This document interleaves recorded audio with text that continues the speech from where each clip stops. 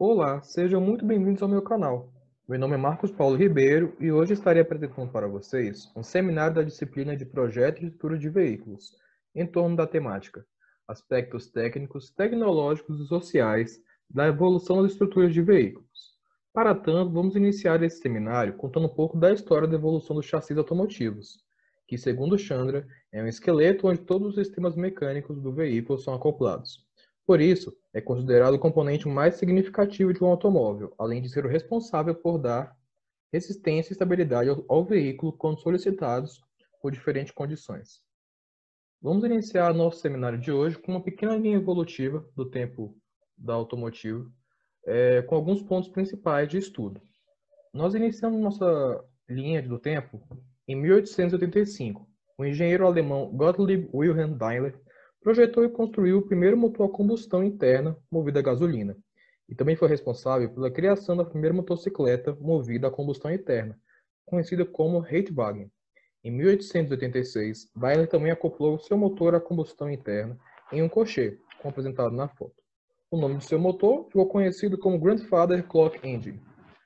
Também, em 1886, algumas milhas de distância de Daimler, o renomado Carl Benz projetou e criou o Benz Patent Motorwagen, um triciclo movido a motor traseiro de 4 tempos, o motor de ciclo Otto, que foi criado em meados de 77. Este veículo é considerado o primeiro automóvel projetado do mundo e se encontra atualmente no Museu da Mercedes-Benz. Este veículo foi construído com tubos de aço e painéis de madeira, compondo o que viria a ser considerado um chassi.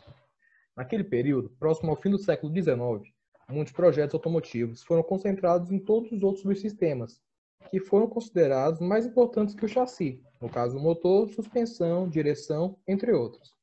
Com isso, por muito tempo, as estruturas advindas de cocheiros e carruagens foram utilizadas como suporte desses subsistemas, onde pequenas adaptações foram feitas com o passar do tempo.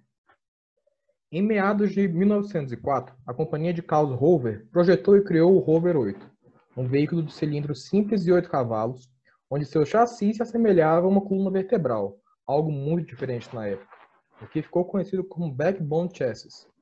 Essa estrutura era formada pelo cárter do motor, a carcaça da caixa de câmbio, uma caixa rígida do eixo da hélice tubular e a carcaça do eixo traseiro, reforçados por tubos retangulares. Esse tipo de configuração traz um melhor desempenho dos semi-eixos quando utilizado off-road, e o sistema era bastante confiável. Contudo, as manutenções por danos são muito complexas de serem feitas. Ele é mais pesado quando sob rigidez torsional, se comparado aos unibody, e não oferece nenhuma proteção contra danos laterais. Essa imagem mostra um chassi completo de um Fiat de 1905. Muitos chassis nessa época mantinham essa configuração em escada, muito parecido com os modelos adaptados das carruagens, o que, com o passar do tempo, ficou conhecido como chassi escada. Esse tipo de estrutura é um dos mais antigos e ainda é muito utilizado nos dias de hoje, com suas devidas adaptações, por estar separado da carroceria, fazendo com que um mesmo modelo de chassi escada consiga ser acoplado em diferentes veículos. Essa configuração em escada proporciona ao chassi boa resistência à flexão, elevada rigidez de peso, baixa rigidez à torção e menor capacidade de deformação. Em 1922, na Itália, foi criado o Lancia Lambda, como apresentado nessas fotos. Esse foi um dos primeiros modelos a apresentar um corpo unitário de suporte à carga, o que ficou conhecido como unibody, mas sem possuir um teto tensionado. Esse carro foi o pioneiro no uso de suspensões independentes. Vincenzo Lancia também inventou os amortecedores para seu veículo, que também contava com freios em cada uma das rodas. Nesse modelo de chassi, todos os painéis da carroceria foram moldados de forma a construir vigas encaixotadas nas áreas de junção. Esses feixes encaixotados criam um quadro espacial que suporta todos os componentes estruturais e subsistemas. Com o passar do tempo, os projetos de unibody foram se adaptando, a fim de alcançar vantagens como centro de gravidade mais baixo, chassi mais rígido, maior proteção ao usuário, melhorias na performance e alcançam resultados mais altos nos crash tests quando comparados aos veículos body frame, que são os chassis escadas. No Brasil, ele ficou muito conhecido como monobloco. Em 1934, a companhia Citroën implementou o modelo Citroën Traction Avant. O primeiro carro produzido em série com monobloco de aço.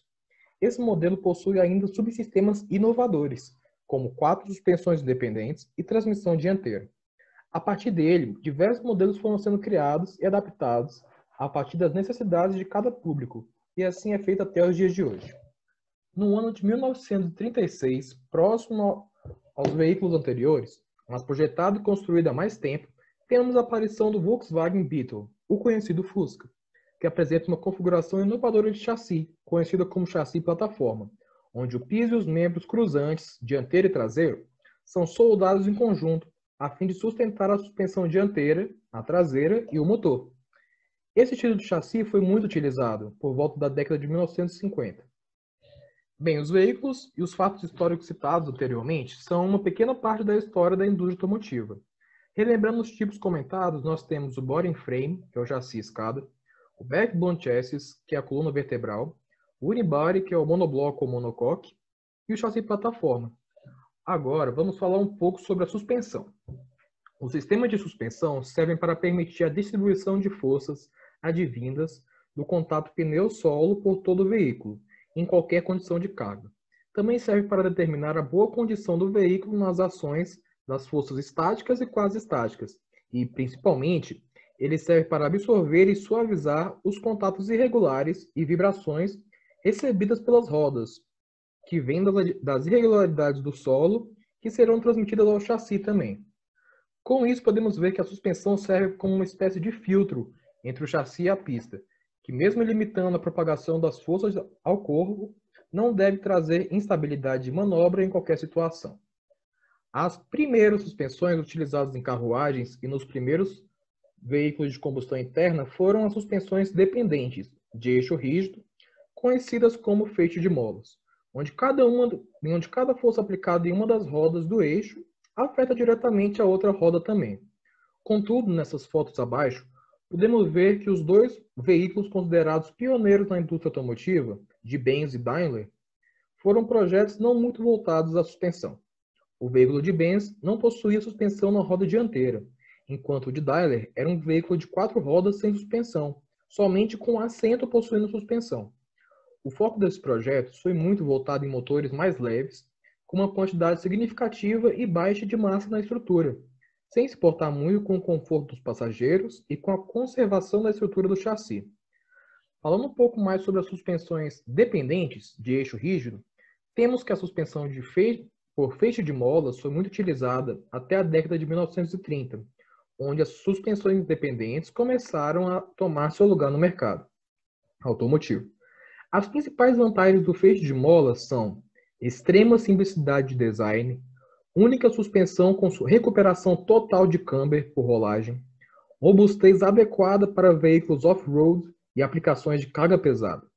Contudo, esse modelo, mesmo após diversas modificações e implementações de outros sistemas, também possui desvantagens, como alta elevação do piso do chassi no compartimento de carga, alta restrição nas caixas de rodas, reduzindo a capacidade de carga, massa não suspensa pesada, ângulos de trabalho das rodas não podem ser ajustados, baixa elasticidade longitudinal, baixa rigidez à rolagem e pouco conforto e estabilidade reduzida, quando com carga aplicada.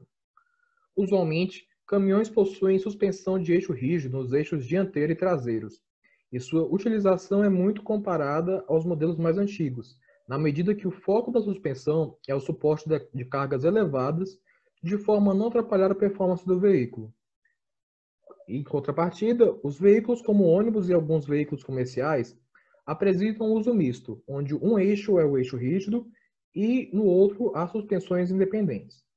Esse tipo de suspensão ainda é muito utilizado nos dias de hoje, em chassis escada, como podemos ver na imagem à direita. Se tratando agora de suspensões independentes, em que forças aplicadas em cada uma das rodas não são transmitidas às outras rodas, temos a suspensão McPherson. Sua simplicidade e o fato de ela possibilitar um maior espaço livre ao motor a tornou a solução mais comum nos eixos dianteiro automotivos, principalmente em carros pequenos. As vantagens de sua larga utilização na indústria automotiva de veículos pequenos e médios são design simples e custo reduzido, pela relevante separação das juntas, As forças aplicadas ao corpo são mais reduzidas quando comparadas ao duplo A. Maior custo de suspensão comparado a outros tipos de suspensão. Dimensão transversal contida devido à ausência do braço superior, como podem ver na imagem. Possibilidade de design com flexibilidade longitudinal superior. Liberdade na criação de propriedades elastocinemáticas. A razão entre a suspensão e o custo do amortecedor é próximo a 1. Contudo, algumas desvantagens principais desse tipo são baixa performance na recuperação do cárter. As características geométricas da suspensão causam uma posição para a interface do pivô superior com o chassi, usualmente chamado de domo, que é usualmente muito distante das estruturas mais rígidas do corpo. Isso causa significantes problemas com a supressão de vibrações e barulhos da pista. Esse tipo de suspensão só consegue suportar uma baixa quantidade de carga também. Esse tipo não se torna tão aplicável com veículos de carga, principalmente chassis escada, pela elevada carga suportada por esses veículos. Seguindo os tipos de suspensões independentes, o nosso próximo modelo é o Double Wishbone, conhecido como duplo A. São usualmente aplicadas em sedãs de luxo e carros esportivos, por permitirem um design de parâmetros elastocinemáticos que promove um compromisso ideal entre controle e conforto. Pelo seu braço superior ser geralmente menor que o inferior, ele permite uma boa recuperação de camber. A imagem na esquerda apresenta uma suspensão duplo A para as rodas dianteiras do veículo com motor transversal. E a imagem da direita, no canto inferior, nós temos uma suspensão duplo A no caso de um veículo com motor longitudinal. As vantagens desse tipo de suspensão são design ideal para parâmetros elastocinemáticos, até onde a recuperação de camber é avaliada. Os amortecedores aqui não possuem função estrutural, logo o conforto vibratório é aumentado pela redução da esterese. A possibilidade de rebaixamento do capô, particularmente com a versão low do duplo A, que é a versão da direita. As desvantagens desse modelo são custos de produção elevado pela quantidade grande de partes, necessidade de partes adicionais para a união superior da suspensão. Essa suspensão pode ser aplicada em qualquer um dos chassis apresentados anteriormente, sendo não recomendada para os chassis escadas de veículos de carga pesada. Com isso, sua aplicação é muito comum em carros esportivos e sedãs de luxo, além de ser aplicado em veículos de competição que possuem um chassi Space Frame. Essa é a suspensão Trailing Arms, que é muito aplicada em veículos de porte médio e pequeno, apenas no eixo traseiro. As duas rodas são fixadas a um braço longitudinal livre para a rotação. Nesse tipo de configuração de suspensão não há recuperação de camber. Algumas vantagens são que a esterese é muito reduzida com o uso de rolamento de rolo, há uma alta simplicidade de fabricação e produção de baixíssimo custo, facilidade de acoplamento e valor de massa não suspensa reduzido. Algumas desvantagens são que não há recuperação do camber e há uma alta transmissão de vibração da roda causada pela rigidez dos rolamentos quando sob alta carga. A próxima suspensão que trataremos será a suspensão multilink, em que a estrutura é conectada ao chassi por 5 conexões, deixando livre somente o movimento do curso da suspensão. Essa configuração é muito utilizada nos eixos traseiros de veículos grandes de luxo, independente se a transmissão é dianteira ou traseira. Ela é considerada uma evolução da duplo A, por possuir tanto os pontos virtuais de direção superior e inferior da suspensão duplo A. As vantagens são que há a estabilização das variações de two angle, em função das forças de curva e frenagem, a recuperação do camber e a suscetível a ignorar o efeito da direção de torque. As desvantagens do multilink são que há uma alta complexidade mecânica, longo tempo de desenvolvimento, alto custo de produção, grande peso e volume e alta sensibilidade a variações de comportamento elástico das buchas. Após apresentarmos os tipos mais conhecidos de chassi e suspensões, podemos concluir que não existem modelos melhores ou piores num todo. Cada modelo tem o seu projeto e os seus próprios objetivos. O chassi escada é muito utilizado hoje em dia para veículos de carga elevada, enquanto a cada dia surgem chassis modos do modelo monobloco, a partir de suas devidas especificações de projetos sobre sistemas. A escolha da suspensão não se restringe mais à capacidade de carga ou somente à dirigibilidade, mas também pelos critérios de NVH escolhidos no projeto. Muito obrigado pela atenção de todos.